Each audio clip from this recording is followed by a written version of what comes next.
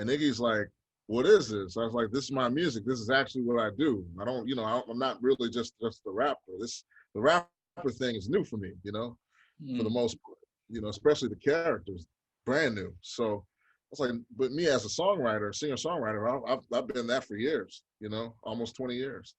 So I was like, here, and he was like, hey man, why don't you give me some of that? He actually shopped it around to people. He shopped it to Danger Mouse. He shopped it to Burger Records. Shopped it to a lot of people, but they kept kicking it back, probably because it was in raw form, And whereas Iggy, he's got a punk ear, so he can hear raw form and hear what's good about it. He has an impeccable ear. I like people like that. So, and then you went on tour with him, didn't you? And yeah, really cool band. Ben Ellis, Kevin Armstrong, a lot of cats, man, really cool cats. Then there was the Free Band, which is my French band that I used, that I usually use for my own stuff. They became the Free Band for Iggy, which is I'm really happy because I couldn't pay those guys that much when I was doing it. So I'm like, here's a tour with Iggy Pop, take that, you know what I'm saying? So. Continuing on the vocal side of the album, it seemed more like it was the vocals brought another dimension to the beat as opposed to the beat giving the vocal a rhythm. You were totally right about that. Yeah. Yeah. And this is obviously what this means is that sometimes the vocals seemed a bit random and didn't make a lot of sense. Like, I'm just going to read you one of my favorite lyrics from the album. It's actually from Al's Courtyard. Okay. And it says, standing in a courtyard looking at some plants. Then I saw an anthill made by some ants. Suddenly a voice, are you here by invitation? I just stared back and they said greetings and salutations. Yeah. So it's a bit random and a bit wacky, but I actually really enjoy it. When you're writing these lyrics, are there any stories behind them? It's a mixture. Sometimes there are some biographical stories in there. But the wordplay, I always try to move with what the beat is doing. So for instance, Al's Courtyard, it's not one of those beats where you can just spit cadence crazy over it, because it's got kind of an Oakland Bay, like that was Malik. So that's like an Oakland Bay Area type vibe. You know what I'm saying? It's just got a certain type of funk to it. It's more funk than it is a hip hop track. It's kind of like something, and I mean, like, you notice there's a lot of space in between the lyrics. That's because the beat calls for that. Yeah. A lot of times you'll get rappers that like have all these rhymes and these bars, and they just want to put it to the right BPM, and you can tell when they're doing that because it don't really flow over the track a certain way, but you can tell when cats are they're getting it from the track, and that's so like what you were saying, you're totally right about that, man. Anytime there's like me just talking, that Malik curated that. That's the genius of that guy. He's a funny guy, man. He's really cool. When you listen to the album as a body of work, you've then got this almost brilliant contrast where you've got great beats with sort of this playful lyricism where you can appreciate the wordplay and almost the poeticism of the vocals, but the beat is what is drawing you in, and then switch it to where there's these snippets of conversations and there is still a beat behind it, but it's not about the beat, it's more about what you're talking about. Like, you discuss some really important issues in sort of New York and the jazz music scene in the end track of the album. That was the artistic direction of Malik. Malik was listening to the album without those commentaries in between the interviews and whatnot. And he was listening to what I did. We both agreed it wasn't complete.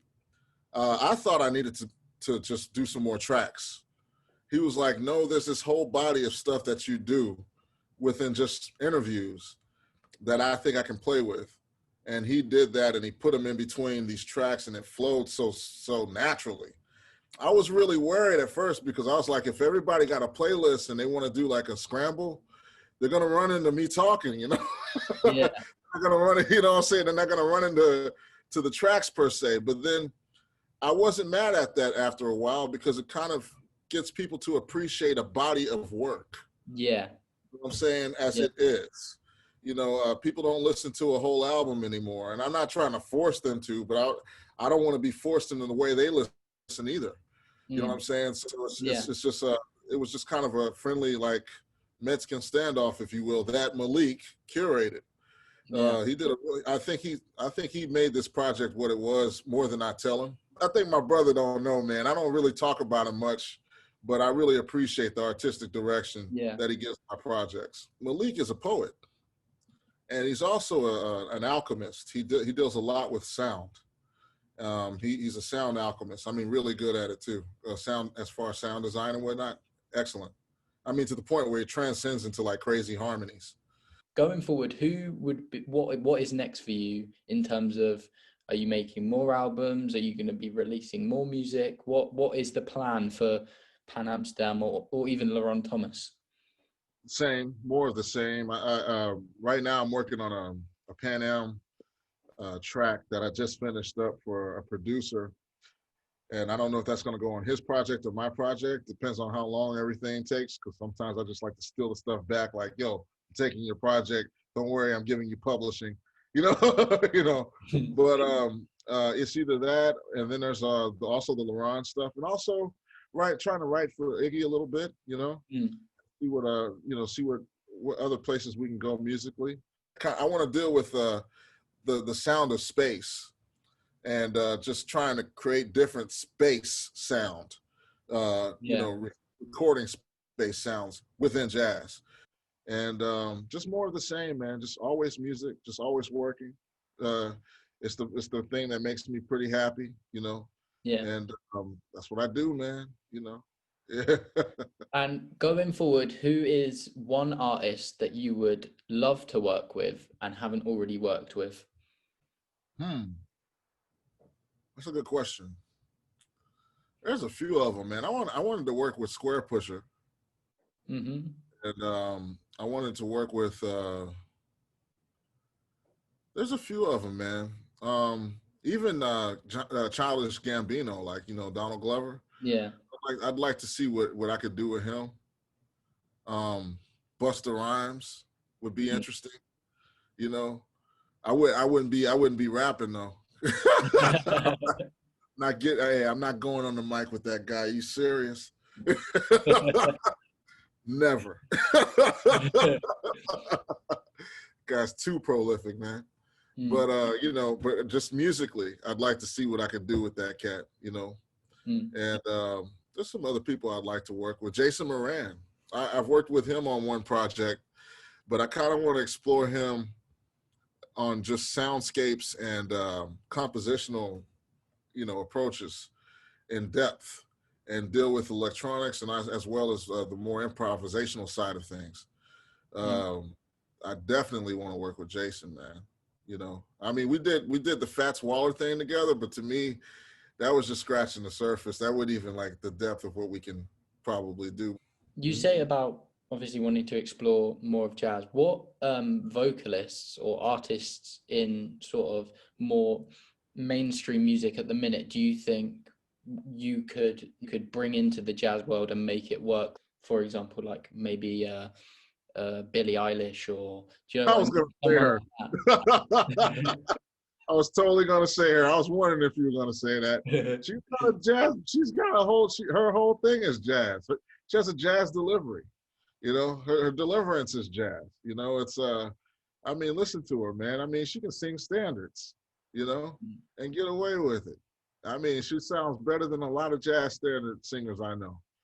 There's a couple of people like that that are popular. Solange Knowles has an interesting deliverance, you know, with her stuff. There's a couple of people, man. St. Vincent is really interesting. Yeah. You know, I kind of want to see because she's, man, her early work too. Oh, goodness gracious, some of that stuff is so crazy. You know, and it's just kind of like I mean, actually, this one song I wrote for Iggy Pop, James Bond. Yeah. I was trying to get him to do it as a duet between a female and a male, and I wanted the female to be St. Vincent. But but I guess he just kind of like he was just like, no, we're gonna do it this way, and so it's cool. It still did its thing. It's still cool, you know. Yeah. This has been a really great, insightful chat. I've had so much fun. Oh yeah, thank you and so much. I want Appreciate to it. thank you for your time. One last thing I need to ask of you is, so for my weekly album reviews, I haven't got one this week. I haven't got round to finding one. So I'd ask if you could give me an album, if you could recommend me an album to give a listen to, and I'll do a review on it. What do I like, man? I don't know where my head is right now with albums. What have I been checking out? You ever check out Lightning Hopkins, the Aladdin years?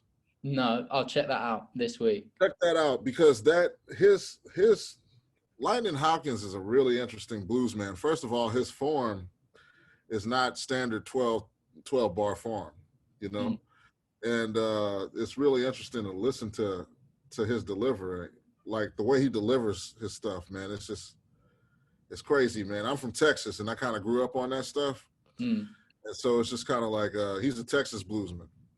Check him out, man, and check out like he doesn't always like, because I don't know if you'll get this out of it, but for me, he doesn't always follow straight up blues. Like some of his stuff is kind of honky tonk. Yeah. You know, it's almost bluegrass sounding. Yeah. It's interesting to hear all those elements within the blues, within traditional blues, you know? Anyway, thank you for your time. All right, thank you for giving the album review a read. And thank you for Ha Chu. It is a brilliant album, and I thoroughly enjoyed listening to it.